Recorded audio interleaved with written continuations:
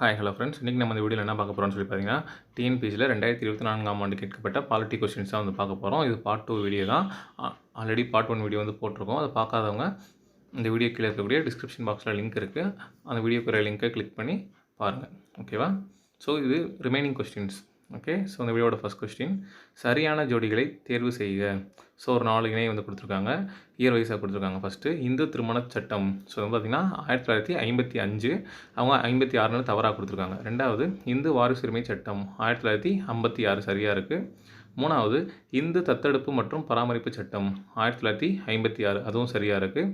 நாலாவது பாருங்கள், இந்து இளவர் நிலை மற்றும் பாதுகாப்பாண்மை சட்டம் 1955ன்னு கொடுத்துருக்காங்க. 56 ஓகேவா. 1, 4 மட்டும் தான் தவறாக இருக்குது. 2, 3 தான் சரியாக இருக்குது. ஓகேவா. அப்படி பார்த்தோன்னா பி ஆப்ஷன் கரெக்டாக இருக்குது. அடுத்து நெக்ஸ்ட் கொஸ்டின் பாருங்கள், இந்திய அரசியலமைப்பு சட்டம் ஒவ்வொரு குடிமகனுக்கும் நாட்டின் உயரிய பாரம்பரியம் மற்றும் கூட்டு கலாச்சாரம் பேணும் கடமையை வலியுறுத்தும் உறுப்பு. அது எந்த ஆர்டிக்கல்னு கேட்குறாங்க. 51A F. ஓகேவா. ஸோ சி ஆப்ஷன் கரெக்டாக இருக்குது. அடுத்து நெக்ஸ்ட்டு, குடியுரிமையை பெறுவது அல்லது நீக்கம் செய்வது எனும் பாராளுமன்றத்தின் அதிகாரமானது இச்சட்ட உறுப்பின் மூலம் ஆகிறது. ஸோ எந்த ஆர்டிக்கல்னு கேட்குறாங்க. ஆர்டிக்கல் 11, அதாவது விதி 11. ஓகேவா. ஸோ சி ஆப்ஷன் கரெக்டாக இருக்குது. அடுத்து நெக்ஸ்ட் கொஸ்டின், தேசிய மனித உரிமைகள் ஆணையமானது மனித உரிமை மீறல்களை அது நடந்ததிலிருந்து டேஷ் பிறகு விசாரணை செய்ய முடியாது. ஸோ ஒரு வருஷத்துக்கு அப்புறம் வந்து விசாரணை பண்ண முடியாது. ஓகேவா. ஸோ பி ஆப்ஷன் கரெக்டாக இருக்குது. அடுத்து நெக்ஸ்ட் கொஸ்டின், பின்வரும் எந்த காரணங்களின்படி தேசிய மனித உரிமைகள் ஆணையத் தலைவரை இந்திய குடியரசுத் தலைவர் பதவி நீக்கம் செய்யலாம். ஓகேவா. ஸோ எதுன்னு பார்த்தீங்கன்னா, நிரூபிக்கப்பட்ட ஒழுங்கற்ற நடத்தை அல்லது திறனின்மை. ஓகேவா. ஸோ டி ஆப்ஷன் கரெக்டாக இருக்குது. அடுத்து, மாநில மனித உரிமைகள் ஆணையம் தன்னுடைய சிறப்பு அறிக்கையை யாரிடம் அளிக்கும். யார்கிட்டன்னு சொல்லி பார்த்தீங்கன்னா மாநில அரசாங்கம். ஓகேவா. ஸ்டேட் கவர்மெண்ட் தான் வந்து கொடுக்கும். ஸோ ஏ ஆப்ஷன் கரெக்டாக இருக்குது. இதெல்லாம் ஸ்கூல் புக்லேயே வந்துட்டு கவர் ஆயிரும். அடுத்து நெக்ஸ்ட் கொஸ்டின், இந்திய உச்சநீதிமன்றத்தின் பின்வரும் தீர்ப்புகளில் எது தனியுரிமையுடன் தொடர்புடையது. ஸோ எதுன்னு சொல்லி பார்த்தீங்கன்னா கேஎஸ் புட்டஸ்வாமி எதிர் இந்திய ஒன்றியம். ஓகேவா. ஸோ டி ஆப்ஷன் கரெக்டாக இருக்குது. வேணுன்றவங்க ஸ்டாப் பண்ணி பாருங்கள். அடுத்து, தேசிய மனித உரிமைகள் ஆணையத்தில் உள்ளடங்காதவரை தேர்வு செய்க. ஸோ யாருன்னு பார்ப்போம். ஃபஸ்ட்டு ஸ்டேட்மெண்ட் பாருங்கள், தற்போதைய இந்திய தலைமை நீதிபதி தலைவராக. ஓகேவா. ஸோ இதுதான் தப்பு, இதுதான் உள்ளடங்காது. மற்ற 3மே வரும். பிசிடி வந்துட்டு வரும். ஓகேவா. பியில் என்ன கொடுத்துருக்காங்கன்னா உச்சநீதிமன்றத்தில் முன்னாள் நீதிபதியாக பதவி வகித்த நீதியரசர் உறுப்பினராக. சரி. அடுத்து சி ஆப்ஷன், உயர்நீதிமன்றம் ஏதேனும் ஒன்றில் தலைமை நீதிபதியாக இருந்த ஒரு நீதியரசர் உறுப்பினராக. அதுவும் சரி. அடுத்து டி ஆப்ஷன், மனித உரிமைகள் தொடர்புடைய விஷயங்களில் ஆழ்ந்த அறிவுடைய ஒரு நபர் உறுப்பினராக. அதுவும் சரி. ஓகேவா. அடுத்து, செடா என்பது அதோட மீனிங் வந்து என்னென்னு கேட்குறாங்க. பெண்களுக்கு எதிரான அனைத்து வடிவிலான வேற்றுமையை நீக்குவதற்கான உடன்படிக்கை. ஓகேவா. Convention on the elimination of the all forms of discrimination against women. ஓகேவா. அப்ரிவேஷன் அப்படின்னு கேட்டிருக்காங்க. ஸோ டி ஆப்ஷன் கரெக்டாக இருக்குது. அடுத்து, மனித உரிமைகள் சபையானது இதற்கு துணை அங்கமாக ஆகும். ஸோ எதுக்குன்னு பார்த்தீங்கன்னா பொதுச்சபை, general assembly. So A option கரெக்டாக இருக்குது. அடுத்து நெக்ஸ்ட்டு, உச்சநீதிமன்றத்தினால் எந்த வழக்கில் அல்லது வழக்குகளில் இந்திய தண்டனை சட்டத்தின் பிரிவு 124A அரசியலமைப்பு சட்டத்தின் செல்லும் தன்மையுடையது என அறிக்கை செய்யப்பட்டது. ஸோ எந்த கேஸ்ன்னு பார்த்தீங்கன்னா கேதார்நாத் சிங் எதிர் பீகார் அரசு கேஸ்லேயும், காமன் காஸ் எதிர் மத்திய அரசு கேஸ்லேயும். So both A and B ரெண்டுலேயுமே வந்துட்டு வரும். ஓகேவா. ஸோ சி ஆப்ஷன் கரெக்டாக இருக்குது. வேணுன்றவங்க ஸ்டாப் பண்ணி ரீட் பண்ணி பாருங்கள் பொறுமையாக. அடுத்து நெக்ஸ்ட்டு, கூம்பு வடிவ ஒலிபெருக்கி பயன்படுத்துதல் தொடர்பாக எவ்வழக்கில் நீதிமன்றம் ஒரு அளவுகோலை நிறுவியது. ஸோ எந்த கேஸ்னு சொல்லி பார்த்தீங்கன்னா அப்பாராவ் எதிர் தமிழ்நாடு அரசாங்கம். ஓகேவா. ஸோ ஏ ஆப்ஷன் கரெக்டாக இருக்குது. ஸோ இதெல்லாம் ஒரு டிஃப்ரெண்ட் டைப் ஆஃப் கொஷின்னா, ஸோ நோட் பண்ணி வச்சுக்கோங்க. திருப்பி ரிப்பீட் ஆகலாம். இயரும் கூட பார்த்து வச்சுக்கோங்க. அடுத்து, இந்தியாவில் எத்தனை முறை தேசிய அவசர நிலை பிரகடனம் செய்யப்பட்டுள்ளது. 3 முறை. 1962, 1971, 1975. ஸோ இந்த 3 வருஷத்தில் தான் வந்துட்டு பண்ணியிருப்பாங்க. ஓகேவா. அடுத்து நெக்ஸ்ட் கொஸ்டின், இந்திய அரசியலமைப்பு சட்டப்படி நிதி நெருக்கடி அவசர நிலையின் கால அளவு. ஸோ எவ்வளோன்னு சொல்லி பார்த்தீங்கன்னா 2 months. ஓகேவா. ஸோ ஏ ஆப்ஷன் கொடுத்துருக்காங்க. ஸோ இது வந்துட்டு லக்ஷ்மிகாந்த் புக்கில் கொஞ்சம் டீட்டெயில்டாக இருக்கும், படித்து பாருங்கள். ஸோ ஏ ஆப்ஷன் கரெக்டாக இருக்குது. நெக்ஸ்ட்டு, பின்வருவனவற்றுள் எது கூட்டாட்சி தத்துவத்தின் முக்கிய கூறு அல்லன்னு சொல்லி கேட்டிருக்காங்க. எதுன்னு சொல்லி பார்த்தீங்கன்னா இரட்டை குடியுரிமை. ஸோ இது தான் வந்துட்டு கூட்டாட்சி தத்துவத்தின் முக்கிய கூறு கிடையாது. ஓகேவா. Double citizenship. So A option கரெக்டாக இருக்குது.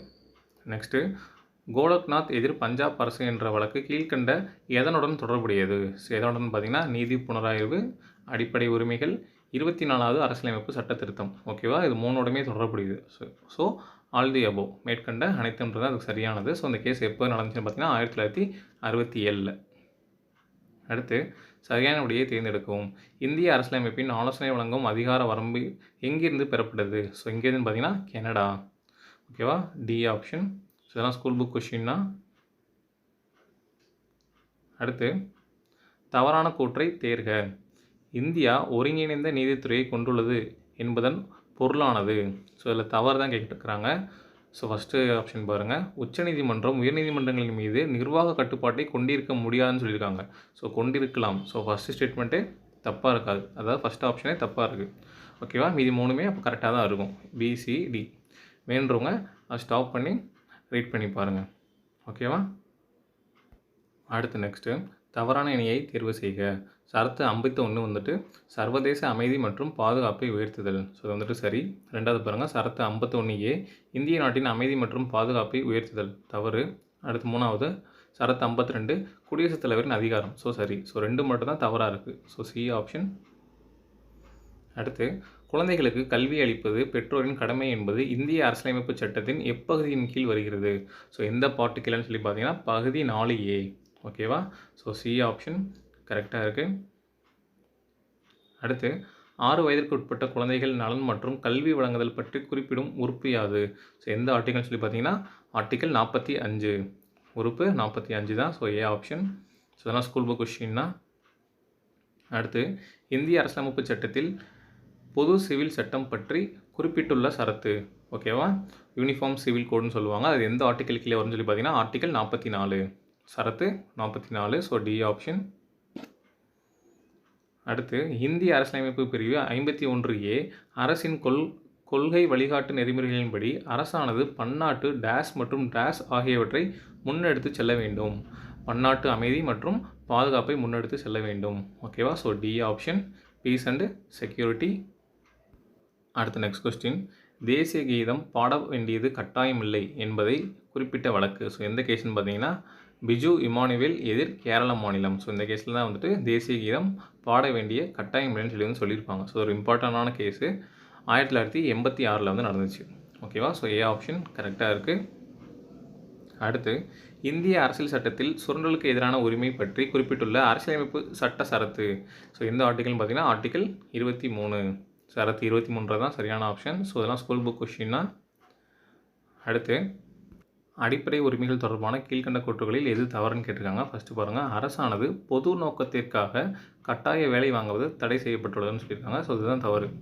ஓகேவா, ரெண்டாவது ஆட்கடத்தல் தடை செய்யப்பட்டது. ஸோ சரி. மூணாவது பிச்சை எடுப்பது தடை செய்யப்பட்டுள்ளது. அது சரி. நாலாவது கட்டாய வேலை வாங்குவது என்பது அரசியலமைப்பின்படி ஒரு குற்றமாகும். அதுவும் வந்து சரி. ஸோ ஏ ஆப்ஷன் மட்டும்தான் தப்பாக இருக்குது. ஸோ அதை நல்லா ரீட் பண்ணி பார்த்தீங்கன்னா மீனிங் வந்து நல்லா புரியும். ஓகேவா, ஸோ ஏ ஆப்ஷன் கரெக்டாக இருக்குது. அடுத்து நெக்ஸ்ட் கொஸ்டின், இந்திய அரசியலமைப்பு சட்டம் சரத்து 21A இலவச மற்றும் கட்டாய கல்வி வழங்குவது. ஸோ இதுன்னு பார்த்தீங்கன்னா ஆப்ஷன் பியில் இருக்கக்கூடியது 6 முதல் 14 வயது வரையில் உள்ள அனைத்து குழந்தைகளுக்கும். ஓகேவா, ஸோ பி ஆப்ஷன் வந்துட்டு கரெக்டாக இருக்குது. அடுத்து அரசியலமைப்பின் உறுப்பு 22 கீழ் தடுப்பு கைது மற்றும் தடுப்பு காவலை எந்த சட்டத்தின் அமல்படுத்தலாம்? ஸோ எந்த சட்டத்தில்னு பார்த்தீங்கன்னா போர் அல்லது அமைதியின் போது எந்த நேரத்திலுமே இதை அமல்படுத்தலாம். ஸோ ஏ ஆப்ஷன் கரெக்டாக இருக்குது. அடுத்து அடிப்படை கடமைகள் பற்றிய பிரிவு இந்திய அரசியலமைப்பு சட்டத்தில் எந்த ஆண்டு சேர்க்கப்பட்டது? ஸோ எந்த வருஷம்னு சொல்லி பார்த்தீங்கன்னா 1976. சட்ட திருத்தம் வந்துட்டு 42வது சட்ட திருத்தம். ஓகேவா, ஸோ பி ஆப்ஷன் கரெக்டாக இருக்குது. அடுத்து 6 முதல் 14 வயதுக்குட்பட்ட அனைத்து குழந்தைகளுக்கும் இலவச மற்றும் கட்டாய கல்விக்கான அடிப்படை உரிமையை வழங்கியது. ஸோ எந்த சட்ட திருத்தம் பார்த்தீங்கன்னா 86வது சட்ட திருத்தம், 2002 வருஷம். ஓகேவா, ஸோ பி ஆப்ஷன் கரெக்டாக இருக்குது. நெக்ஸ்ட்டு இந்திய அரசியல் அமைப்பில் சுரண்டலுக்கு எதிரான உரிமைகளை கூறும் சட்டப்பிரிவு.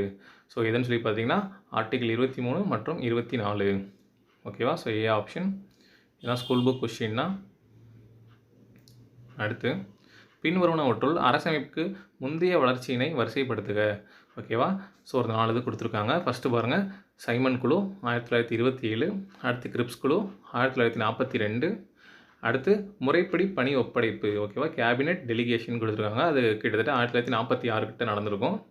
அடுத்து அரசமைப்பின் ஆரம்பம். காமன்ஸ்மென்ட் ஆஃப் தி கான்ஸ்டிடியூஷன். ஓகேவா? இது 1950. ஸோ இதை ஆர்டர் பண்ணோம்னா 1, 2, 3, 4 அப்படியே அதே ஆர்டரில் தான் இருக்கும். ஓகேவா? ஸோ பி ஆப்ஷன் கரெக்டாக இருக்குது. அடுத்து குடியரசுத் தலைவர் அமைச்சரவை குழுவானது அதன் பெரும்பான்மையை நிரூபிக்க கோரு இடம். ஸோ எங்கன்னு சொல்லி பார்த்தீங்கன்னா லோக்சபா. ஓகேவா? லோக்சபாவில் தான் சொல்ல முடியும். So B option.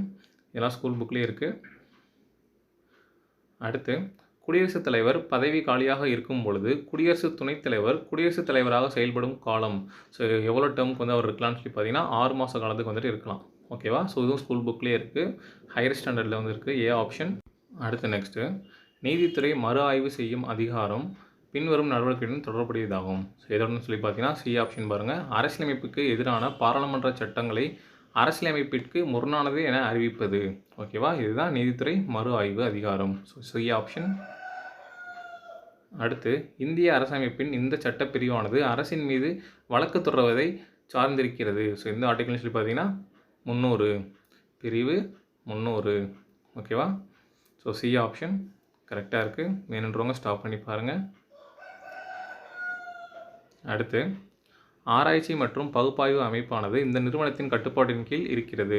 ஸோ எதன் கீழே சொல்லி பார்த்தீங்கன்னா அமைச்சரவை செயலகம், கேபினெட் செக்ரட்டரியேட் அது கீழே தான் வந்துட்டு இருக்கும். So B option.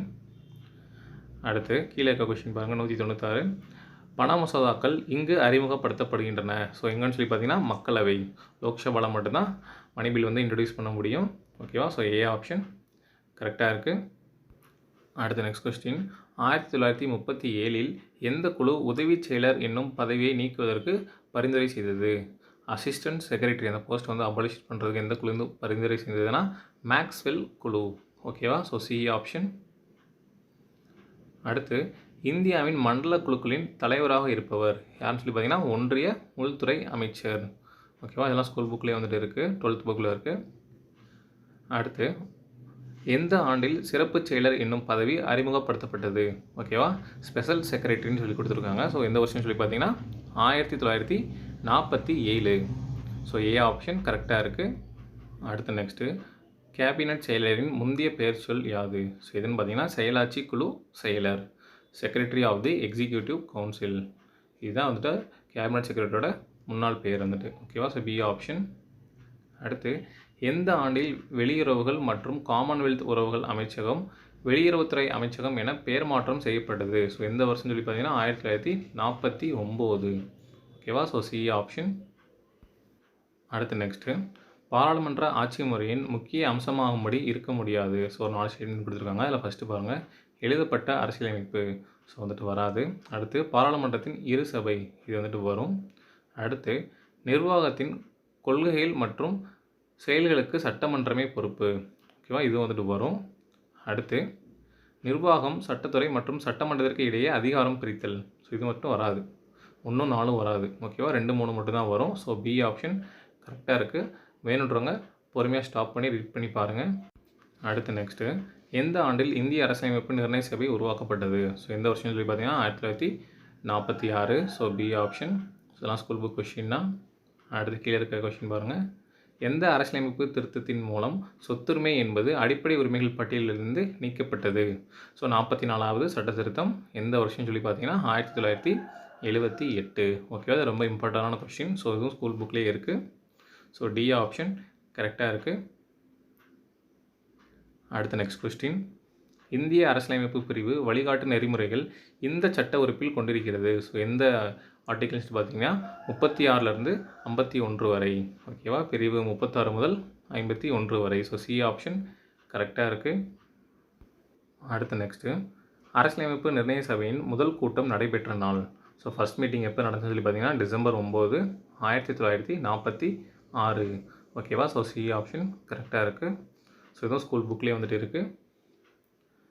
அடுத்த நெக்ஸ்ட்டு பொறுத்துக சுதந்திர உரிமை வந்துட்டு இதோட பொறுத்தோம்னா சட்ட உறுப்பு 19 முதல் 22 வரை. அடுத்து சுரண்டலுக்கு எதிரான உரிமை வந்துட்டு இதோட பொறுத்தோம் பார்த்தீங்கன்னா சட்ட உறுப்பு 23 முதல் 24 வரை. அடுத்து சமத்துவ உரிமை வந்துட்டு இதோட பொறுத்தோம்னு சொல்லி பார்த்தீங்கன்னா சட்ட உறுப்பு 14 முதல் 18 வரை. அடுத்த மத சுதந்திர உரிமை வந்துட்டு சட்ட வகுப்பு 25 முதல் 28 வரை. ஓகேவா? அப்படி நேருக்கு நேரா பொருந்திருக்கு. ஸோ 1, 2, 3, 4. ஓகேவா? ஸோ பி ஆப்ஷன் கரெக்டாக இருக்குது. ஸோ இதுவும் ஸ்கூல் புக் கொஸ்டின் தான். அடுத்து நெக்ஸ்ட் கொஸ்டின்.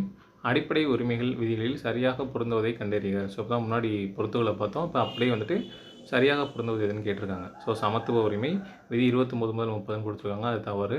ரெண்டாவது சுதந்திர உரிமை விதி 19 22 வரைக்கும், ஸோ சரி. மூணாவது பாருங்கள், மத சுதந்திர உரிமை விதி 26 முதல் 28 கொடுத்துருக்காங்க. ஸோ 25 முதல் 28 வரைக்கும் வந்திருக்கணும். ஓகேவா? ஸோ 26 சொல்லி கொடுத்துருக்காங்க. ஸோ ஆனால் அது தப்பு தான், ஆனால் கரெக்டுன்னு கொடுத்துருக்காங்க ஆன்சர். அடுத்து ஃபோர்த் ஒன்று பாருங்கள், அரசியலமைப்பு மற்றும் கலாச்சார உரிமை 14 முதல் 18 கொடுத்துருக்காங்க. ஸோ தப்பு. ஸோ ஓகேவா? சரியானது வந்துட்டு 2 மட்டும்தான், ஆனால் 2 மற்றும் 3 கொடுத்துருக்காங்க. ஓகேவா? So D option. இந்த கொஷின் கொஞ்சம் நோட் பண்ணி பார்த்துக்கோங்க. அடுத்து நெக்ஸ்ட்டு, கீழ் வருவனவற்றுள் எது அல்லது எவை கிராம பஞ்சாயத்தின் நிதி ஆதாரம்? ஸோ இதுன்னு சொல்லி பார்த்தீங்கன்னா, ஃபஸ்ட்டு கட்டடத்தின் மீதான வரி வரும். அடுத்து ரெண்டாவது தொழில் வரி அதுவும் வரும். மூணாவது மாநில அரசிடம் இருந்து பெறப்படும் மானியம். ஸோ இது மட்டும் வராது. ஸோ மூணாவது தப்பு. ஸோ 1 மற்றும் 2 தான் வரும். ஸோ பி ஆப்ஷன் கரெக்டாக இருக்குது. வேணுன்றவங்க ஸ்டாப் பண்ணி பாருங்கள். அடுத்து பற்றாக்குறை நிதி இருப்பு குறிப்பிடுவது எதுன்னு கேட்குறாங்க. எதுன்னு சொல்லி பார்த்தீங்கன்னா, அதிகப்படியான செலவு. ஓகேவா? பற்றாக்குறை நிதி இருப்பு குறிப்பிடுவது வந்துட்டு அதிகப்படியான செலவு. So B option. அடுத்து கீழ் வருவனவற்றுள் எதன் பரிந்துரையின் அடிப்படையில் இந்தியாவில் செயல்திறன் வரவு செலவு திட்டம் அறிமுகப்படுத்தப்பட்டது? ஸோ எதுன்னு சொல்லி பார்த்தீங்கன்னா, நிர்வாக சீர்திருத்த ஆணையம். ஓகேவா? அட்மினிஸ்ட்ரேட்டிவ் ரிஃபார்ம்ஸ் கமிஷன், இவங்களோட பரிந்துரைகளை தான் அதில் உருவாக்கியிருப்பாங்க. So A option. அடுத்து பின்வருவனவற்றுள் எவை இந்திய நிதி நிர்வாகத்தின் மீதான பாராளுமன்ற கட்டுப்பாடாகாது? ஸோ எதுன்னு சொல்லி பாருங்கள், வெட்டு தீர்மானங்கள் வரும், துணை மானியங்கள் வரும், தலைமை தணிக்கை கட்டுப்பாட்டாளர் இது மட்டும்தான் வராது. ஓகேவா? ஸோ அப்போ தேர்ட் ஒன் மட்டும் வராது. ஓகேவா? கொஸ்டின் ஸ்டாப் பண்ணி ரீட் பண்ணி பாருங்கள், புரியும். So D option. அடுத்து கீழ்வருவனவற்றை அவை ஏற்படுத்தப்பட்ட ஆண்டின் அடிப்படையில் வரிசைப்படுத்துக. ஸோ ஃபஸ்ட்டு சிஏஜி வந்துட்டு 1971 அந்த ஆக்ட் வந்து எடிட் பண்ணியிருப்பாங்க. அடுத்து ரெண்டாவது பொது நிறுவனங்களின் மீதான குழு 1964. அடுத்து மூணாவது பாருங்கள், பொது கணக்கு குழு 1921 ஏற்படுத்தியிருப்பாங்க. அடுத்து மதிப்பீட்டு குழு, அதாவது எஸ்டிமேட்ஸ் கமிட்டி 1950 வந்து உருவாக்கியிருப்பாங்க. இதை அரேஞ்ச் பண்ணோம்னா 3, 4, 2, 1. ஓகேவா? ஸோ 3, 4, 2, 1 ஏ ஆப்ஷன் தான் சரியானது. வேணுன்றவங்க ஸ்டாப் பண்ணி அரேஞ்ச் பண்ணி பாருங்கள். அடுத்து மக்களவையால் பொது நிறுவனங்களுக்கான குழு அமைக்கப்பட்ட ஆண்டு. ஓகேவா? 1964. ஸோ இப்போ தான் முன்னாடி பார்த்தோம், அதை வந்து தனியாக அப்படியே கேட்டிருக்காங்க பாருங்கள். ஓகேவா? ஸோ ஏ ஆப்ஷன் கரெக்டாக இருக்குது. அடுத்து ரயில்வே பட்ஜெட் ஆனது இந்த ஆண்டிலிருந்து பொது பட்ஜெட்டிலிருந்து பிரிக்கப்பட்டது. ஸோ எந்த வருஷத்துலேருந்து பார்த்தீங்கன்னா 1921. ஓகேவா? So B option. இது ஸ்கூல் புக்லேயே வந்துட்டு இருக்குது. அடுத்து குடியரசுத் தலைவர் ஆட்சியின் கீழ் நிதிநிலை அறிக்கையை தயாரிப்பின் பொறுப்பை கொண்டிருப்பது யாருன்னு சொல்லி பார்த்தீங்கன்னா, நிதி அமைச்சகம், ministry of finance. So D option தான் சரியானது. அடுத்து முதல் நிதி ஆணையம் டேஷ் ஆண்டு உருவாக்கப்பட்டது. ஸோ இந்த வருஷம் உருவாக்கப்பட்டதுன்னு கேட்டிருக்காங்க, 1951. ஓகேவா?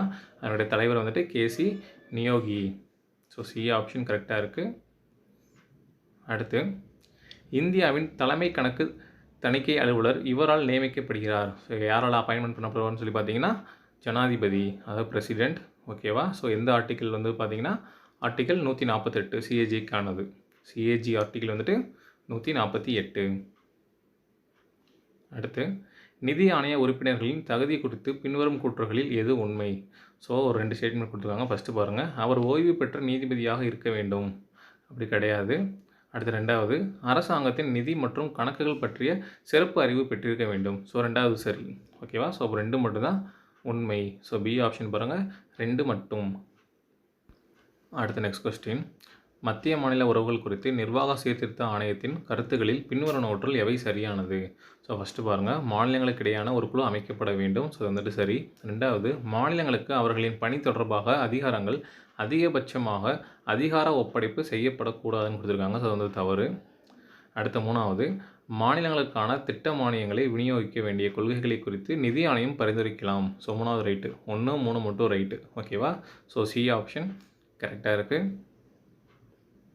அடுத்து பின்வருவனவற்றுள் எவை மண்டல சபைகள் பற்றி குறிப்பதாகும்? ஸோ ஃபஸ்ட்டு பாருங்கள், மண்டல சபைகள் மாநில மறுசீரமைப்பு சட்டம் 1956 படி ஏற்படுத்தப்பட்டது. ஸோ சரி.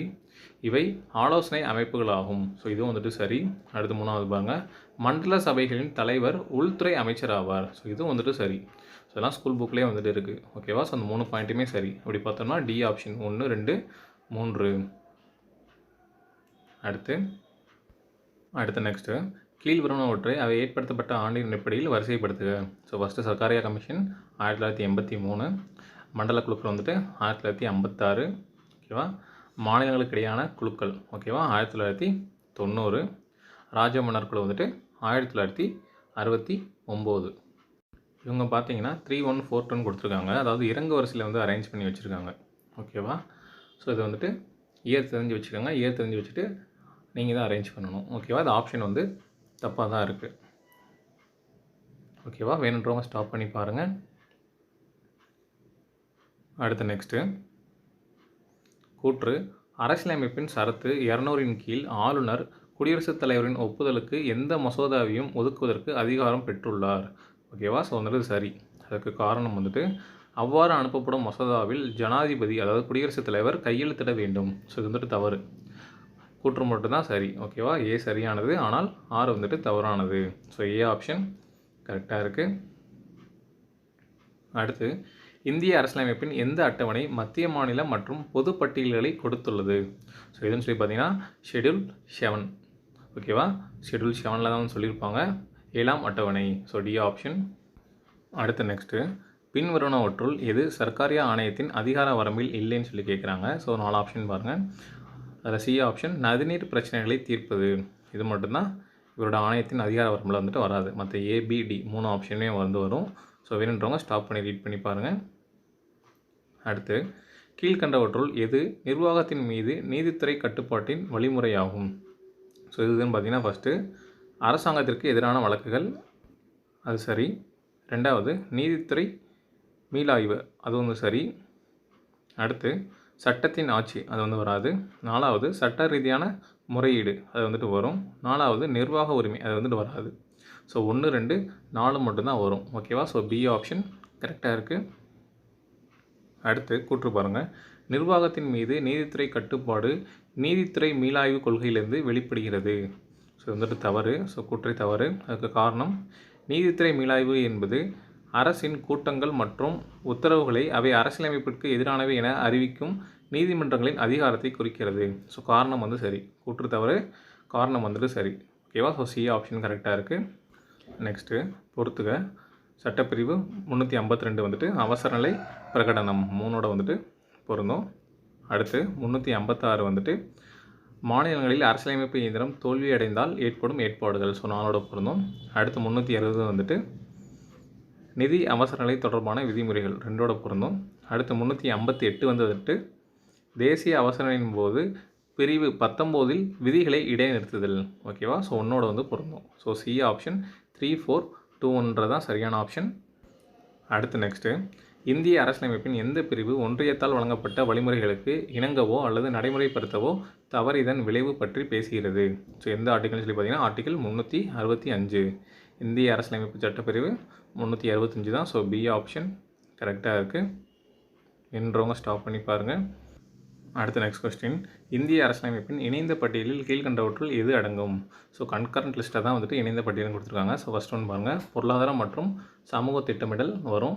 2வது செய்தித்தாள்கள் புத்தகங்கள் மற்றும் அச்சகம், இது வந்துட்டு வரும். 3வது தொழிற்சாலைகள், இது வந்துட்டு வரும். 4வது தொழிற்சங்கங்கள் தொழில்துறை மற்றும் தொழிலாளர் பிரச்சனைகள், இது வந்துட்டு வரும். ஓகேவா? ஸோ 4மே வரும். D option 1, 2, 3, 4. ஓகேவா? ஸோ வேணுன்றவங்க ஸ்டாப் பண்ணி பாருங்கள். அடுத்து நெக்ஸ்ட் கொஸ்டின் கூற்று ஆளுநரால் அமைச்சர்களாக நியமிக்கப்படக்கூடிய நபர்களை முதலமைச்சர் பரிந்துரைக்கிறார். ஸோ கூற்று வந்து சரி. அதுக்கு காரணம் மாநில அமைச்சரவையின் தலைவராக முதல்வர் உள்ளார். ஸோ இதுவும் சரி. கூற்று காரணம் ரெண்டுமே சரி. காரணம் வந்து கூற்றுக்கான சரியான விளக்கமும் கூட. ஓகேவா? ஸோ பி ஆப்ஷன் பாருங்கள். ஏ மற்றும் ஆர் ரெண்டும் சரி. மேலும் ஆர் என்பது ஏவிற்கான சரியான விளக்கம். ஓகேவா?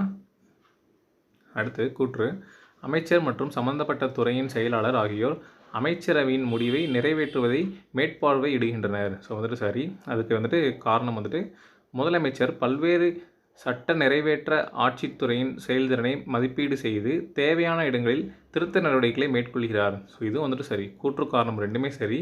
ஆனால் காரணம் வந்து கூற்றுக்கான சரியான விளக்கம் கிடையாது. So D option.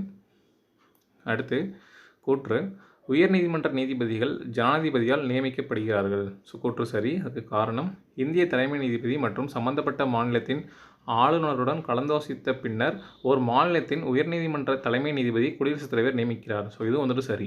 ஆனால் காரணம் வந்து கூற்றுக்கான சரியான விளக்கம் அல்ல. ஓகேவா?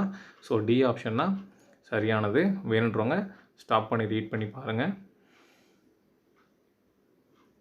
அடுத்து கூற்று நீதித்துறை மறு ஆய்வு என்பது மத்திய மற்றும் மாநில அரசுகளின் சட்டமன்ற சட்டங்கள் மற்றும் நிர்வாக உத்தரவுகளின் அரசியலமைப்பு தன்மையை ஆய்வு செய்ய உயர்நீதிமன்றத்தின் அதிகாரம் ஆகும். ஸோ இது வந்துட்டு சரி. அதுக்கு காரணம் 13 மற்றும் 226வது பிரிவுகளின் விதிமுறைகள் உயர்நீதிமன்றத்துக்கு நீதித்துறை மேலாய்வு அதிகாரத்தை வெளிப்படையாக வழங்குகின்றது. ஸோ இதுவும் வந்துட்டு சரி. ஓகேவா? அதே மாதிரி கூற்று காரணம் ரெண்டுமே சரி. காரணம் வந்து கூற்றுக்கான சரியான விளக்கம். அடுத்து நெக்ஸ்ட்டு பின்வரும் எந்த மாநிலத்தில் இந்தியாவில் ஒரு சபை சட்டமன்றத்தை கொண்டுள்ளது? ஸோ எதுன்னு சொல்லி பார்த்தீங்கன்னா பின்வரும் மாநிலங்களில் தமிழ்நாடு தான். ஸோ தமிழ்நாட்டில் வந்து இரவு இருந்துச்சு. 1986 வந்து நீக்கியிருப்பாங்க. ஸோ இப்போ வந்துட்டு ஓரவை தான் இருக்குது. So D option. அடுத்து இந்திய அரசியலமைப்பின் பின்வரும் எந்த பிரிவு மாநில சட்டமன்றத்தின் காலம் பற்றி கூறுகிறது? ஸோ எந்த ஆர்டிக்கல்னு சொல்லி பார்த்தீங்கன்னா பிரிவு 172, ஆர்டிக்கல் 172. இதுதான் டியூரேஷன் ஆஃப் ஸ்டேட் லெஜிஸ்லேச்சரை பற்றி சொல்லும். அடுத்து கூற்று மாநில நிர்வாகம் தொடர்பான அனைத்து விஷயங்களிலும் முதலமைச்சரின் முதன்மை ஆலோசகராக தலைமைச் செயலாளர் செயல்படுகிறார். ஸோ வந்துட்டு சரி. அதுக்கு காரணம் மாநில நிர்வாகம் தொடர்பான அனைத்து கொள்கை விஷயங்களிலும் முதலமைச்சர் தலைமைச் செயலாளரிடம் ஆலோசனை நடத்துகிறார். ஸோ இதுவும் சரி. காரணம் அதே மாதிரி கூற்றுக்கான சரியான விளக்கமும் கூட. ஓகேவா? ஸோ பி ஆப்ஷன் பாருங்கள்.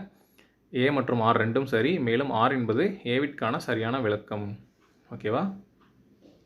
அடுத்து நெக்ஸ்ட்டு கீழ்கண்ட குறியீட்டை பயன்படுத்தி ஒரு மாநில செயலகத்தின் பின்வரும் பதவிகளை வரிசையில் ஒழுங்கமைக்கவும். ஸோ உயர் முதல் கீழ்னு கொடுத்துருக்காங்க. ஸோ இதில் 4ல் பார்த்தீங்கன்னா ஃபஸ்ட்டு இது வரும்னா செக்ரட்டரி, அதாவது செயலாளர் வருவார். அடுத்து சிறப்பு செயலாளர், அதாவது ஸ்பெஷல் செக்ரட்டரி வந்து வருவார். அடுத்து துணை செயலாளர், டெப்யூட்டி செக்ரட்டரி வந்து வருவார். அடுத்து சார்ஜ் செயலாளர், அண்டர் செக்ரட்டரி வந்துட்டு வருவார். ஓகேவா? So A option 2, 1, 3, 4.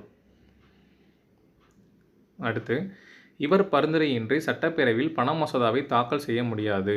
ஓகேவா? யாரோட இது பெர்மிஷன் வேணும்னா கவர்னர். ஓகேவா? ஆளுநரோட பெர்மிஷன் வந்து வேணும். ஸோ பி ஆப்ஷன் கரெக்டாக இருக்குது. அடுத்து கூற்று ஒரு ஆளுநர் ஒரு மாநிலத்தின் பெயரளவிலான நிர்வாகத் தலைவர். ஸோ சரி. அதுக்கு காரணம் வந்து என்ன கொடுத்துருக்காங்கன்னா ஆளுநர் மத்திய அரசின் முகவராக செயல்படுகிறார். ஸோ இதுவும் சரி. ஆனால் காரணம் வந்து கூற்றுக்கான சரியான விளக்கம் அல்ல. ஓகேவா? ஸோ டி ஆப்ஷன் பாருங்கள். ஏ மற்றும் ஆர் ரெண்டுமே சரி. ஆனால் மேலும் ஆர் வந்துட்டு ஏவிற்கான சரியான விளக்கம் அல்ல. ஓகேவா? ஸோ டி ஆப்ஷன் கரெக்டாக இருக்குது.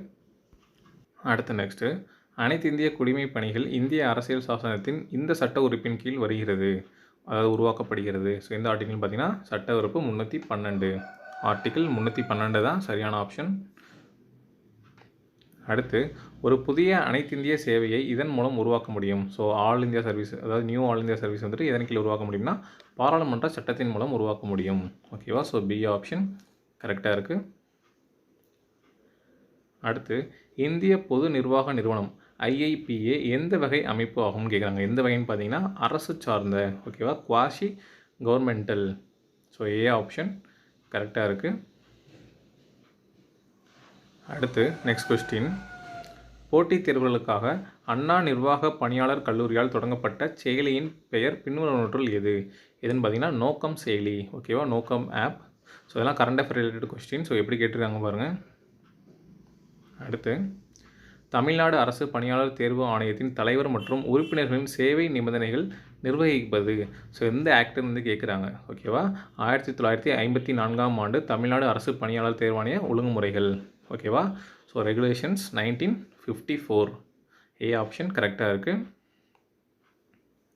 அடுத்து தலைமைச் செயலாளர் அரசு சேவைகளை நிர்வகிப்பது தொடர்பான பின்வரும் கூற்றுகளில் எது தவறானதுன்னு கேட்குறாங்க. ஸோ ஃபஸ்ட் ஸ்டேட்மெண்ட் பாருங்கள். A option. அந்த குறிப்பிட்ட மாநிலத்தின் தலைமைச் செயலாளர் மாநில சேவைகளை நிர்வகிக்கிறார். ஸோ சரி. ரெண்டாவது பி ஆப்ஷன். அவர் மாநிலத்தின் ஒட்டுமொத்த அரசு சேவைகளின் தலைவராக உள்ளார். அதுவும் சரி. மூணாவது அவர் அரசு சேவைகளின் வழிகாட்டியாகவும் மனசாட்சியை காப்பவருமாக செயல்படுகின்றார். அதுவும் வந்துட்டு சரி. அடுத்து டி ஆப்ஷன், அவர் அரசு சேவைகளில் உள்ளோரின் குடிமை பங்கேற்பு மற்றும் அரசியல் பங்கேற்பையும் மேற்பார்வையிடுகிறான்னு சொல்லியிருக்காங்க. ஸோ டி ஆப்ஷன் மட்டும்தான் தவறு, மற்ற 3மே சரி. ஓகேவா? அடுத்து நெக்ஸ்ட்டு, பொதுப்பணிகளில் தாழ்த்தப்பட்டோர் மற்றும் பழங்குடியினருக்கான இடஒதுக்கீடு இதன் மூலம் உத்தரவாதப்படுத்தப்படுகிறது. ஸோ எந்த ஆர்டிகல்னு சொல்லி பார்த்தீங்கன்னா ஆர்டிகல் 335, விதி 335 தான் சரியான ஆப்ஷன். அடுத்து நெக்ஸ்ட்டு, நிர்வாகம் எனும் வார்த்தை இந்த வார்த்தையிலேருந்து பெறப்பட்டதாகும். ஸோ எந்த வேர்டுன்னு பார்த்தீங்கன்னா லத்தீன் வேர்டு. ஓகேவா? சி ஆப்ஷன், அட்மினிஸ்ட்ரேஷன் வந்துட்டு லத்தீன் வேர்ட்லேருந்து டெரைவ் பண்ணியிருப்பாங்க. ஸோ சி ஆப்ஷன் கரெக்டாக இருக்குது. நெக்ஸ்ட்டு, நிர்வாகம் பற்றிய ஆய்வு என்ற கட்டுரையை எழுதியவர் யாருன்னு சொல்லி பார்த்தீங்கன்னா Woodrow Wilson. The study of administration and essay was written by Woodrow Wilson. So B option கரெக்டாக இருக்குது. அடுத்து, ஊழலானது தீங்கானதாகும், அதனை அனைத்து முன்னிலையிலும் மட்டங்களிலும் எதிர்த்து போராட வேண்டும் என கூறியவர் யாருன்னு சொல்லி பார்த்தீங்கன்னா டாக்டர் ராதாகிருஷ்ணன். ஓகேவா? இது ஒரு டிஃப்ரெண்ட் டைப் ஆஃப் கொஸ்டின் தான். ஸோ நோட் பண்ணி பார்த்துக்கோங்க. A option. அடுத்து நெக்ஸ்ட் கொஸ்டின், சர்க்காரியா ஆணையம் அமைக்கப்பட்டது எப்போன்னு சொல்லி கேட்டிருக்காங்க. ஜூன் 9, 1983. ஓகேவா? ஸ்கூல் புக்கில் 1983 மட்டும் இயர் இருக்கும், அதை வச்சு சி ஆப்ஷன் வந்து சூஸ் பண்ணிடலாம். ஓகேவா? அடுத்து நெக்ஸ்ட் கொஸ்டின் பாருங்கள். முதல் நிர்வாக சீர்திருத்தங்கள் ஆணையத்திலிருந்து வெளியேறிய முதல் உறுப்பினர் யாருன்னு சொல்லி பார்த்தீங்கன்னா ஜிஎஸ் பதக். ஓகேவா? ஸோ இதெல்லாம் கொஞ்சம் ஒரு டிஃபிகல்ட் கொஸ்டின் தான். ஸோ நோட் பண்ணிக்கோங்க. C option. அடுத்த நெக்ஸ்ட் கொஸ்டின், நீதிபதிகள் தகவல் அறியும் உரிமை சட்டத்தில் இருந்து விதிவிலக்கு கொடுக்கப்பட்டுள்ளது. ஸோ எந்த காரணங்களுக்காண்டின்னு கேட்குறாங்க. ஸோ உச்சநீதிமன்ற தலைமை நீதிபதி தகவல் அறியும் உரிமை சட்டத்திலிருந்து விலக்கு கொடுக்கப்பட்டுள்ளதுன்னு சொல்லியிருக்காங்க. ஸோ அது கிடையாது. அடுத்து ரெண்டாவது, நிறுவனமும் தலைமையும் 2 மாவட்ட பொது அதிகாரிகளாக இருக்க முடியாது. ஸோ இது வந்துட்டு வரும். அடுத்து மூணாவது பாருங்கள், உச்சநீதிமன்ற தலைமை நீதிபதி மற்றும் பிற நீதிபதிகளுக்கு தகவல் அறியும் சட்டத்திலிருந்து விலக்கு கொடுக்கப்படவில்லை. ஸோ இது வந்துட்டு சரி. 2, 3 மட்டும் சரி. ஓகேவா? ஸோ பி ஆப்ஷன் கரெக்டாக இருக்குது. அடுத்து நெக்ஸ்ட்டு, ஒரு அமைப்பின் ஊதுகுழலாளர் என்பவர் யாருன்னு கேட்குறாங்க. தனது துறை பற்றிய மோசமான விஷயங்களை மக்களுக்கு வெளிப்படுத்துபவர், அவர் தான் வந்துட்டு விஷல் ப்ளோயர்னு சொல்லி சொல்கிறாங்க. ஸோ ஏ ஆப்ஷன் கரெக்டாக இருக்குது. அடுத்து நெக்ஸ்ட் கொஸ்டின், கீழ்கண்ட மாநிலங்களில் லோக் ஆயுக்தாவின் அறிமுகத்தினை காலமுறைப்படி வரிசைப்படுத்துக அப்படின்னு சொல்லியிருக்காங்க. 4 ஸ்டேட்டில். ஃபஸ்ட்டு வந்து ராஜஸ்தான் வரும், ரெண்டாவது வந்துட்டு உத்தரப்பிரதேசம் யூபி வந்துட்டு வரும், மூணாவது வந்துட்டு ஏபி அதாவது ஆந்திர பிரதேசம் வரும், நாலாவது வந்துட்டு அசாம் வந்துட்டு வரும். ஸோ 1, 2, 3, 4. ஓகேவா? ஸோ பி ஆப்ஷன் கரெக்டாக இருக்குது. வேணுன்றவங்க ஸ்டாப் பண்ணி ரீட் பண்ணி பாருங்கள். அடுத்து நெக்ஸ்ட் கொஸ்டின், இந்திய குடிமைப் பணிகளுக்கான பதவிக்கால முறையை அறிமுகப்படுத்தியவர் யாருன்னு சொல்லி பார்த்தீங்கன்னா கர்சன். டென்யூர் சிஸ்டம் வந்துட்டு இந்தியன் சிவில் சர்வீஸில் வந்து இன்ட்ரடியூஸ் பண்ணது யாருன்னு கேட்டிருக்காங்க. கர்சன். So B option. அடுத்து, தகவல் அறியும் உரிமை தொடர்பான சரியான கூற்றை தேர்ந்தெடுக்கவும். ஓகேவா? ஸோ அதில் பி பாருங்கள். தகவல் அறியும் உரிமை இயக்கம் முதலில் ராஜஸ்தான் மாநிலத்தில் தொடங்கியது. ஓகேவா? இதுதான் வந்துட்டு சரியான கூற்று, மற்ற எல்லாமே தவறானது. ஓகேவா? ஸோ வேணுன்றவங்க இந்த வீடியோவை ஸ்டாப் பண்ணி ரீட் பண்ணி பாருங்கள், அதில் என்ன மிஸ்டேக் இருக்குதுன்னு சொல்லிட்டு கண்டுபிடிங்க. ஓகேவா? ஸோ பி ஆப்ஷன் கொடுத்துருக்காங்க. அடுத்து நெக்ஸ்ட் கொஸ்டின், குறை தீர்ப்பாளர் முறை அதாவது ஆம்பட்ஸ்மன் முறை வந்துட்டு 1809ஆம் ஆண்டு இந்த நாட்டில் உருவானது. ஸோ இந்த நாட்டுன்னு சொல்லி பார்த்தீங்கன்னா ஸ்வீடன். 1809ஆம் ஆண்டு ஸ்வீடன் நாட்டில் உருவாக்கப்பட்டது. So C option. அடுத்து நெக்ஸ்ட்டு, தவறான விடையை கண்டறிக. பஞ்சாயத்து ராஜின் தவறான பகுதின்னு கேட்டிருக்காங்க. ஸோ ஏ ஆப்ஷன் பாருங்கள். உள்ளாட்சி அரசாங்கத்தை கலைத்து விட்டால் 1 வருடத்துக்குள் புதிய உள்ளாட்சி தேர்தல். ஸோ 1 வருஷத்துக்குள்ளே கிடையாது. ஸோ அதனால் அது தப்பு. அடுத்து பாருங்கள் பிசிடி. பி வந்து சரி. கிராம சபைகளை உருவாக்குதல் சரி. சி வந்துட்டு உள்ளாட்சி தேர்தல் நடத்த மாநில தேர்தல் ஆணையம் அமைக்க வேண்டும், அது சரி. டி ஆப்ஷன் 3இல் 1 பங்கு இடங்களை பெண்களுக்கு ஒதுக்க வேண்டும், அது வந்து சரி. ஓகேவா? ஸோ ஏ ஆப்ஷன் மட்டும்தான் தவறு. அடுத்து, பஞ்சாயத்துகளின் பதவிக்காலம். ஸோ அதோட டியூரேஷன் பார்த்திங்கன்னா 5 இயர்ஸ், 5 ஆண்டுகள். ஓகேவா? ஸோ அதெல்லாம் ஸ்கூல் புக்லேயே இருக்கும், பேசிக்ஸ் கொஸ்டின் தான். ஸோ சி ஆப்ஷன் கரெக்டாக இருக்குது. அடுத்து நெக்ஸ்ட் கொஸ்டின் பாருங்கள். பல்வந்த்ராய் மேத்தா குழு இதனால் நிறுவப்பட்டதாகும். ஸோ எதனால்னு பார்த்தீங்கன்னா திட்ட ஆணையம், பிளானிங் கமிஷன், அதனால தான் நிறுவப்பட்டது. ஸோ பி ஆப்ஷன் கரெக்டாக இருக்குது. அடுத்த நெக்ஸ்ட் கொஸ்டின், கிராம சபைகளுக்கு அரசியலமைப்பு தகுதி இதன் மூலம் வழங்கப்பட்டது. ஸோ இதன் மூலம் பார்த்தீங்கன்னா 73வது சட்ட திருத்தம். So 73 amendment. So C option.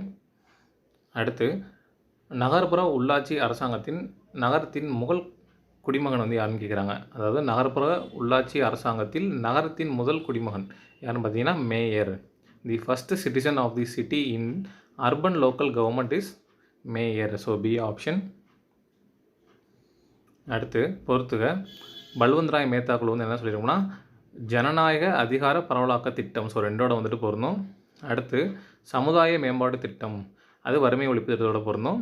அடுத்து ஜிவிகே ராவ் குழு வந்துட்டு கிராமப்புற மேம்பாடு மற்றும் வறுமை ஒழிப்பு அதோட பொருந்தும். அடுத்து ராஜீவ்காந்தி அரசாங்கம் வந்துட்டு 64வது அரசியலமைப்பு சட்ட திருத்தம் 4ஓட வந்து பொருந்தும். ஓகேவா? ஸோ பி ஆப்ஷன் 2, 3, 1, 4 இதுதான் வந்துட்டு சரியான ஆப்ஷன். அடுத்து பின்வருவனவற்றுள் எந்த நாடு பல கட்சி முறைகளுக்கு ஒரு எடுத்துக்காட்டு? ஸோ இதுன்னு பாருங்கள், இந்தியா வரும், கனடா வரும், நியூசிலாந்து வரும். ஸோ அதனால் மேற்கண்ட அனைத்தும். So D option. ஸோ இதுவும் வந்துட்டு ஸ்கூல் புக்லேயே வந்து இருக்குது. அடுத்து நெக்ஸ்ட்டு பின்வருவனவற்றுள் எது அழுத்த குழுக்கள் தங்கள் இலக்குகளை அடைவதற்கு பயன்படுத்தப்படும் நுட்பங்களில் ஒன்று அல்லன்னு கேட்குறாங்க. ஸோ தேர்தல் பிரச்சாரம் பண்ணும், வற்புறுத்தல் பண்ணும், பிரச்சாரம் செய்தல் பண்ணும், தேர்தலில் போட்டியிடுதல். தேர்தலில் போட்டியிடுதல் மட்டும் வராது. So D option. அது மட்டும்தான் வராது, நுட்பங்களில் ஒன்றல்ல. ஓகேவா? அடுத்து பின்வரும் கூற்றுகளில் எது அழுத்த குழுக்களை பற்றி சரியானது? ஸோ ஃபஸ்ட் ஸ்டேட்மெண்ட் பாருங்கள். பெரும்பாலான நாடுகளில் கொள்கை வகுப்பதில் ஏதேச்சதிகார குழுக்கள் முக்கிய பங்கு வகிக்கின்றன. ஸோ சரி. ரெண்டாவது, ஏதேச்சதிகார குழுக்கள் அமெரிக்கா, இங்கிலாந்து நாடுகளில் அதிகமாகவும் ரஷ்யா, சீனாவில் குறைவாகவும் காணப்படுகின்றன. ஸோ அதுவும் சரி. மூணாவது, ஒரு கொள்கை முன்மொழிவுக்கான தொழில்நுட்ப தகவல்களை அதிகாரப்பூர்வ சட்டம் இயற்றுபவர்களுக்கு வழங்கலாம். ஸோ இதுவும் வந்துட்டு சரி. ஸோ மூணுமே வந்துட்டு சரியானது தான். ஓகேவா? So C option. வேணுன்றவங்க ஸ்டாப் பண்ணி பொறுமையாக ரீட் பண்ணி பாருங்கள், புரியும். அடுத்து நெக்ஸ்ட் கொஸ்டின். வறுமை கோட்டை எரிசக்தி அடிப்படையில் நிர்ணயம் செய்த குழு, அதாவது கலோரிஸ் அடிப்படையில் வந்துட்டு பாவர்ட்டி லைன் வந்துட்டு டிட்டர்மைன் பண்ண கமிட்டி வந்து எதுன்னு கேட்குறாங்க. ஸோ எதுன்னு பார்த்தீங்கன்னா அலாக் குழு. ஓகேவா? அலாக் கமிட்டி. அடுத்து கூற்று. பாராளுமன்ற முறை அரசாங்கமானது கூட்டு பொறுப்பாண்மை எனும் கோட்பாட்டின் கீழ் ஆனதாகும். ஸோ வந்துட்டு சரி. ரெண்டாவது காரணம், சட்டமன்றமானது அரசாங்கத்தின் மிக மேன்மை பொருந்திய உறுப்பாகும், அது மக்களின் பலத்தை பிரதிபலிக்கிறது. ஸோ இதுவும் சரி. அதேமாதிரி காரணம் வந்து கூற்றுக்கான சரியான விளக்கமும் கூட. ஓகேவா? ஸோ பி ஆப்ஷன் தான் சரியானது. வேணுன்றவங்க ஸ்டாப் பண்ணி ரீட் பண்ணி பாருங்கள். அடுத்து நெக்ஸ்ட்டு கூற்று. பாராளுமன்ற அரசாங்கத்தில் அமைச்சரவை கூட்டாக பாராளுமன்றத்துக்கு பொறுப்புடையதாகும். ஸோ இது வந்துட்டு சரி. அதுக்கு காரணம், அரசியல் செயல் அலுவலர் நிர்வாகத்தின் மீது கட்டுப்பாட்டை செலுத்த முடியும். ஸோ இதுவும் வந்து சரி. ஆனால் காரணம் வந்து கூற்றுக்கான சரியான விளக்கம் அல்ல. ஓகேவா? ரெண்டுமே சரி. ஏ மற்றும் ஆர் ரெண்டும் சரி. ஆர் என்பது ஏவிற்கான சரியான விளக்கம் அல்ல. ஸோ பி ஆப்ஷன் கரெக்டாக இருக்குது. அடுத்து நெக்ஸ்ட் கொஸ்டின் வந்து பாருங்கள். இந்தியாவில் நிர்வாக சட்ட ஆணையம் இவரின் தலைமையின் கீழ் அமைக்கப்பட்டது. ஸோ யாரின் கீழே பார்த்தீங்கன்னா பிசி ஜெயின். ஓகேவா? ஸோ சி ஆப்ஷன் கரெக்டாக இருக்குது. அடுத்து நெக்ஸ்ட் கொஸ்டின். அதிகார பிரிவினை கோட்பாட்டை முறையாக வைத்தவர் யாருன்னு சொல்லி பார்த்தீங்கன்னா மாண்டெஸ்கியூ. அவரோட புக் வந்துட்டு சட்டங்களின் உணர்வு, அதில் தான் சொல்லியிருப்பார். Montesquieu in his book the spirit of laws. ஓகேவா? ஏ ஆப்ஷன் கரெக்டாக இருக்குது.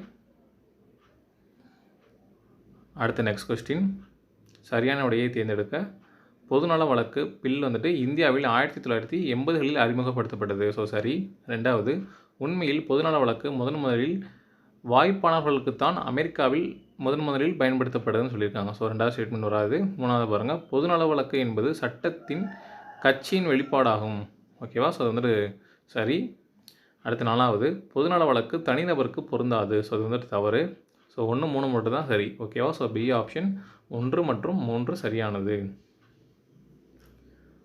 அடுத்து நெக்ஸ்ட் கொஸ்டின். நிர்வாக சட்டம் என்பது நிர்வாக நிறுவனங்களின் அதிகாரங்கள் மற்றும் நடைமுறைகள் தொடர்பான சட்டமாகும் என்ற வரையறையை கொடுத்தவர் யார்? யாருன்னு சொல்லி பார்த்தீங்கன்னா கேசி டேவிஸ். ஓகேவா? ஸோ கேசி டேவிஸ் தான் அந்த மாதிரி சொல்லியிருப்பார். ஸோ வேணுன்றவங்க இங்கிலீஷ்லேயும் ஸ்டாப் பண்ணி ரீட் பண்ணி பாருங்கள். அடுத்து, தகவல் உரிமை சட்டம் அதன் அரசியலமைப்பிலே கொண்டிருக்கக்கூடியது. ஸோ எந்த நாடுன்னு கேட்குறாங்க. தென்னாப்பிரிக்கா. தகவல் உரிமை சட்டம் அதன் அரசியலமைப்பிலே கொண்டிருக்கக்கூடியது. ஸோ தென்னாப்பிரிக்கா. B option. அடுத்து, தகவல் உரிமையை குடிமக்களுக்கு முதலில் உலகில் உத்தரவாதப்படுத்தியது. ஸோ எதுன்னு பார்த்தீங்கன்னா ஸ்வீடன். தகவல் உரிமையை குடிமக்களுக்கு முதலில் உலகில் உத்தரவாதப்படுத்தியது ஸ்வீடன். அடுத்து நெக்ஸ்ட்டு, சட்டத்தின் கட்சி என்னும் ஏவி டெய்ஸியின் கருத்து இவ்வாறு அழைக்கப்படுகிறது. ஸோ எவ்வாறுன்னு பார்த்தீங்கன்னா சட்டத்தின் முன் சமம். ஓகேவா? ஸோ டி ஆப்ஷன் கரெக்டாக இருக்குது. அடுத்து நெக்ஸ்ட் கொஸ்டின் வந்து பாருங்கள். சரியான விடையை தேர்ந்தெடுக்கவும். மத்திய நிர்வாக தீர்ப்பாயம் 1986ஆம் ஆண்டு நிறுவப்பட்டதாகும். ஸோ இல்லை, தவறு. அடுத்து சட்ட உறுப்பு 323B நிர்வாக தீர்ப்பாயங்கள் பிற விவகாரங்களை பேசுகிறது. ஸோ இது வந்துட்டு தவறு. மூணாவது பாருங்கள், 42வது அரசமைப்பு சட்ட திருத்தம் மத்திய நிர்வாக தீர்ப்பாயத்தை அளிக்கிறது. ஸோ இது வந்துட்டு சரி. அடுத்து நாலாவது, நிர்வாக தீர்ப்பாயங்கள் துயரும் பொதுமக்களின் வழக்குகளை எடுத்துக்கொள்கிறது. ஸோ இது வந்துட்டு வராது. ஸோ 3 மட்டும்தான் சரியானது. ஓகேவா? வேணுன்றவங்க ஸ்டாப் பண்ணி ரீட் பண்ணி பாருங்கள். அடுத்த நெக்ஸ்ட் கொஸ்டின், நிர்வாக தீர்ப்பாயங்களை பற்றிய இந்த சட்ட உறுப்பு விவாதிக்கிறது. ஸோ எந்த சட்ட உறுப்பு ஆர்டிக்கல்னு சொல்லி பார்த்தீங்கன்னா 320A, அதாவது 320 தமிழில் ஆன் கொடுத்துருக்காங்க. ஓகேவா? ஸோ பி ஆப்ஷன் கரெக்டாக இருக்குது. அடுத்து நெக்ஸ்ட்டு, சரியான விடையை தேர்ந்தெடுக்கவும். பொதுநல வழக்கில் நீதிமன்றங்கள் செயலற்றதோர் ஒரு பாத்திரத்தை வகிக்கின்றன. ஸோ வந்துட்டு கிடையாது. அடுத்து ரெண்டாவது, பொதுநல வழக்கு அதன் தலைமையில் ஊக்கமற்றது. ஸோ அதுவும் கிடையாது. மூணாவது, பொதுநல வழக்கு வழக்குகளை தீர்மானிப்பதில் நேர்மறையாக இருக்கின்றது. ஸோ வந்துட்டு சரி. அடுத்து நாலாவது, மனுதாரர்களை பொறுத்தவரை பொதுநல வழக்கில் நீதிமன்றம் அதிகார போக்குடையதாகும். ஸோ நாலாவது தவறு. ஓகேவா? ஸோ 3 மட்டும்தான் சரி. ஸோ டி ஆப்ஷன் கரெக்டாக இருக்குது. அடுத்து நெக்ஸ்ட் கொஸ்டின் பாருங்கள். சரியான விடையை தேர்வு செய்யவும். பெண்களுக்கான தேசிய ஆணையம் என்பது ஒரு சட்டப்பூர்வ அமைப்பு ஆகும். ஸோ இது வந்துட்டு சரி. இந்த அமைப்பு 1992இல் நிறுவப்பட்டது. ஸோ இது வந்துட்டு சரி. மூணாவது, இந்த ஆணையம் ராஷ்ட்ரிய மகிழா என்னும் மாத செய்தி மடலை வெளியிடுகிறது. ஸோ இது வந்துட்டு சரி. ஸோ 3 ஸ்டேட்மெண்ட்டுமே சரி. ஸோ பி ஆப்ஷன் பாருங்கள், 1, 2, 3 சரி. ஓகேவா? அடுத்த நெக்ஸ்ட் கொஸ்டின், இந்திய அரசியலமைப்பின் முகப்புரையை பற்றிய தவறான கூற்றினை கண்டறிக. ஸோ ஃபஸ்ட்டு பாருங்கள், 1976ஆம் ஆண்டு முகப்புரை திருத்தம் செய்யப்பட்டது. சரி. ரெண்டாவது, முகப்புரை அரசியலமைப்பின் நோக்கத்தை விளக்குகிறது. அதுவும் சரி. மூணாவது பாருங்கள், நீதிமன்றத்தால் நடைமுறைப்படுத்த உட்புகுத்தக்கூடியதாகவும் கொடுத்துருக்காங்க. ஸோ இது மட்டும் தவறு. அடுத்து டி ஆப்ஷன் பாருங்கள், அரசியலமைப்பின் ஆதாரங்களை சுட்டி காட்டுகிறது. ஸோ இது சரி. ஸோ சி ஆப்ஷன் மட்டும்தான் தவறு. அடுத்து நெக்ஸ்ட் கொஸ்டின், பொதுவாக இந்திய அரசியலமைப்பு சட்டத்தின் அடிப்படை உரிமைகள் என்பது என்னன்னு கேட்குறாங்க. என்னென்னு பார்த்தீங்கன்னா, தனிநபர் சுதந்திரத்தை அரசு எடுக்கக்கூடாது எனும் எதிர்மறை கடப்பாடுகள். ஓகேவா? தனிநபர் சுதந்திரத்தை அரசு எடுக்கக்கூடாது எனும் எதிர்மறை கடப்பாடுகள். ஸோ டி ஆப்ஷன் கரெக்டாக இருக்குது. ஸோ வேணுன்றவங்க ஸ்டாப் பண்ணி ரீட் பண்ணி பாருங்கள். அடுத்து நெக்ஸ்ட் கொஸ்டின், வழிகாட்டு நெறிமுறைகளை பற்றிய சரியான கூற்றுகளை கண்டறிக. ஸோ ஃபஸ்ட் ஸ்டேட்மெண்ட் பாருங்கள், இது அயர்லாந்து அரசியலமைப்பிலிருந்து பெறப்பட்டது. ஸோ சரி. ரெண்டாவது, 42வது சட்டத்திட்டத்தின் மூலமாக 4 புதிய வழிகாட்டு நெறிமுறைகள் சேர்க்கப்பட்டன. ஸோ இது வந்துட்டு சரி. அதேமாதிரி 44வது சட்டத்திட்டத்தின் மூலமாக 2 புதிய வழிகாட்டு நெறிமுறைகள் சேர்க்கப்பட்டன. ஸோ இது வந்துட்டு தவறு. அதேமாதிரி பார்த்தீங்கன்னா 97வது சட்டத்திட்டத்தின்படி கூட்டுறவு சங்கங்கள் தொடர்பான ஒரு வழிகாட்டு நெறிமுறை வந்து சேர்க்கப்பட்டது. ஸோ இது வந்துட்டு சரி. ஸோ 1, 2, 4 மட்டும்தான் சரியானது. ஸோ பி ஆப்ஷன் கரெக்டாக இருக்குது. வேணுன்றவங்க ஸ்டாப் பண்ணி பாருங்கள். நெக்ஸ்ட்டு, நாடாளுமன்ற நிலைக்குழு மற்றும் தலைவரின் தவறான இணையை தேர்வு செய்க. ஸோ அரசியல் வளர்ச்சி குழு வந்துட்டு பிரதமர் தான் இருப்பார். அடுத்து நியமனங்களுக்கான குழு வந்துட்டு உள்துறை அமைச்சர்னு கொடுத்துருக்காங்க. ஸோ தவறாக கொடுத்துருக்காங்க. அடுத்து பொருளாதார விவகார குழு வந்து நிதியமைச்சர், அதுவும் தவறாருன்னு கொடுத்துருக்காங்க. அடுத்து நாடாளுமன்ற விவகார குழு உள்துறை அமைச்சர். ஸோ 4 அதுவும் தவறுன்னு கொடுத்துருக்காங்க. ஸோ 2, 3, 4 3மே தவறுன்னு சொல்லி கொடுத்துருக்காங்க. ஸோ கொஞ்சம் நோட் பண்ணி பார்த்துக்கோங்க. அடுத்த நெக்ஸ்ட் கொஸ்டின், முதன் முறையாக உள்ளாட்சி அமைப்புகளுக்கு அரசியலமைப்பு சட்ட அங்கீகாரம் கொடுக்கப்பட வேண்டும் என வலியுறுத்திய குழு. ஸோ எந்த கமிட்டின்னு சொல்லி பார்த்தீங்கன்னா LM சிங்வி குழு. ஓகேவா? ஸோ பி ஆப்ஷன் கரெக்டாக இருக்குது. அடுத்து, கீழ்கண்ட அரசியலமைப்பின் கூட்டாட்சி கூறல்லாத ஒன்றை கண்டறிக. ஓகேவா? ஸோ நெகிழும் அரசியலமைப்புன்னு கொடுத்துருக்காங்க. ஸோ அது வந்து வராது. அடுத்து, சுதந்திரமான நீதித்துறை வரும், ஈரவை நாடாளுமன்றம் வரும், அரசியலமைப்பே அனைத்திலும் மேலானது அது வந்து வரும். ஸோ 1 மட்டும் தான் வராது. ஓகேவா? So B option. அடுத்து நெக்ஸ்ட் கொஸ்டின், நீதிபதிகளின் ஒழுக்க நெறிகளை விதிப்பதற்கு தேசிய நீதிக்குழுவிற்கு அதிகாரம் அளிக்கப்பட வேண்டும் என்று பின்வருவனவற்றுள் எது பரிந்துரை செய்தது? எதுன்னு சொல்லி பார்த்தீங்கன்னா 2வது நிர்வாக சீர்திருத்த ஆணையம். ஓகேவா? ஸோ இது எப்போ அமைச்சிருப்பாங்கன்னா 2005. அடுத்து, பாராளுமன்றத்தில் தகவல் அறியும் உரிமை சட்டம் இயற்றப்பட்ட ஆண்டு. RTA எப்போ உருவாகணும்னு சொல்லி கேட்டிருக்காங்க. 2005. அக்டோபர் 12. ஓகேவா? ஸோ சி ஆப்ஷன் கரெக்டாக இருக்குது. ஸோ இதெல்லாம் ஸ்கூல் புக் கொஸ்டின் தான். அடுத்து, சமூக நீதியானது சமூகத்தின் பல அம்சங்களில் நியாயத்தையும் சமத்துவத்தையும் ஊக்குவிக்கிறது. எடுத்துக்காட்டாக இது டேஸை ஊக்குவிக்கிறதுன்னு கேட்டிருக்காங்க. ஸோ எதுன்னு பாருங்கள், சம பொருளாதாரம் மற்றும் கல்வி. ஓகேவா? அது ரெண்டை மட்டும் தான் இது பண்ணும். ஸோ பி ஆப்ஷன் 1 மற்றும் 2. சுகாதாரமும் மறுவடிவமைப்பும் வந்துட்டு வராது. ஓகேவா? அடுத்து, கூற்று பாலின சமத்துவம் இன சமத்துவம் போன்ற பிற உரிமைகளை பாதிக்காது. ஸோ இது வந்துட்டு தவறு. அதுக்கு காரணம், சமூக நீதிவாதிகள் பாலின சமத்துவத்தை சமூக சீர்திருத்த முக்கிய அம்சமாக கருதுகின்றனர். ஸோ காரணம் சரி. ஸோ ஏ தவறு, காரணம் வந்துட்டு சரி. சி ஆப்ஷன் கரெக்டாக இருக்குது. வேணுன்றவங்க ஸ்டாப் பண்ணி ரீட் பண்ணி பாருங்கள். அடுத்து நெக்ஸ்ட்டு, பொறுத்துக அடிப்படை உரிமைகள் வந்துட்டு அமெரிக்காவோட பொருந்தும். பாராளுமன்ற முறை அரசாங்கம் வந்துட்டு இங்கிலாந்தோட பொருந்தும். அடுத்து, அவசர நிலை அதிகாரம் வந்துட்டு ஜெர்மனியோட பொருந்தும். அடுத்து, அரசு நெறிமுறை கோட்பாடு இது வந்துட்டு அயர்லாந்தோட பொருந்தும். ஸோ சி ஆப்ஷன் 2, 1, 4, 3 இதுதான் வந்துட்டு சரியான ஆப்ஷன். அடுத்து நெக்ஸ்ட்டு, இந்தியாவில் தேசிய வாக்காளர் தினம் டேஸ் அன்று கொண்டாடப்படுகிறது. எப்போன்னு சொல்லி பார்த்தீங்கன்னா ஜனவரி 25. நேஷ்னல் ஓட்டர்ஸ் டே வந்துட்டு ஜனவரி 25. So A option. அடுத்து, சரியான இணையை கண்டுபிடி. ஸோ நிதிக்குழு காலம் மற்றும் அந்த தலைவர் 2000 2005 வரைக்கும் பார்த்தீங்கன்னா சி ரங்கராஜன் கொடுத்துருக்காங்க. அது வந்து தவறு. அடுத்து 1957 62 வரைக்கும் கே சந்தாம்னு கொடுத்துருக்காங்க. அது வந்து சரி. மூணாவது பாருங்கள், 2015 முதல் 2020 வரைக்கும் என்கே சிங்னு கொடுத்துருக்காங்க. அது தவறு. நாலாவது வந்துட்டு தமிழில் கட்டாக இருக்குது, அதனால் மேலே வந்து இங்கிலீஷில் இருக்கிறத ரவுண்ட் போட்டு காமிச்சிருக்கோம். 1995 முதல் 2000 வரைக்கும் கேசி பண்டன்னு கொடுத்துருக்காங்க. ஸோ அது வந்துட்டு சரி. ஸோ பார்த்தோம்னா 2 மற்றும் 4 தான் சரி. அப்படி பார்த்தோம்னா டி ஆப்ஷன் தான் வரும். அடுத்த நெக்ஸ்ட் கொஸ்டின், மக்களவையில் மிகுதியான உறுப்பினர்களை கொண்ட மாநிலம் எதுன்னு கேட்குறாங்க. ஸோ இதுன்னு தெரியும், உத்தரப்பிரதேசம் தான். So C option. ஸோ இதெல்லாம் ஸ்கூல் புக் கொஸ்டின் தான், ஈஸியாக போட்டுடலாம். அது வந்து எத்தனை சீட்ஸ் வந்து கொண்டு இருக்குன்னு சொல்லி வேணால் நெட்டில் சர்ச் பண்ணி பார்த்து வச்சுக்கோங்க. ஓகேவா? அடுத்து நெக்ஸ்ட்டு, ஒரு மாநிலத்தில் அரசியலமைப்பு ஆட்சி முறை முற்றிலும் சீர்குலைந்தால் மட்டுமே அரசியலமைப்பு உறுப்பு 356 மிகவும் குறைவாகவும் கடைசி ஆயுதமாகவும் பயன்படுத்த வேண்டும் என்று கூறிய குழு எதுன்னு கேட்டிருக்காங்க. ஸோ எதுன்னு பார்த்தீங்கன்னா சர்க்காரியா குழு, அதுதான் வந்து சொல்லியிருக்கோம். So D option. ஸோ இதெல்லாம் ஸ்கூல் புக்லேயே இருக்குது. அடுத்து, 6 முதல் 14 வயது வரையிலான அனைத்து குழந்தைகளுக்கும் இலவச மற்றும் கட்டாய கல்வியை அரசு வழங்க வேண்டும் என்று இந்திய அரசியலமைப்பின் எந்த பிரிவு வந்து அறிவிக்கிறது? ஸோ பிரிவு 21A, ஆர்டிகல் 21A தான். So A option. ஸோ இது வந்து எத்தனை வாட்டி வருதுன்னு பாருங்கள், டிஃப்ரெண்ட் டைப்பில்.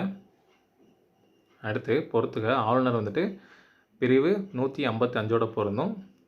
அடுத்து, அமைச்சர்கள் குழு வந்துட்டு பிரிவு 163ஓட வந்து பொருந்தும். அடுத்து, முதலமைச்சரின் பணிகள் வந்துட்டு பிரிவு 167ஓட பொருந்தும், அதாவது ஆர்டிகல் 167. மாநில சட்டமன்ற மேலவையை ஒழித்தல் அல்லது உருவாக்கம் பிரிவு 169ஓட பொருந்தும், அதாவது ஆர்டிகல் 169ஓட பொருந்தும். So D option 3, 4, 1, 2.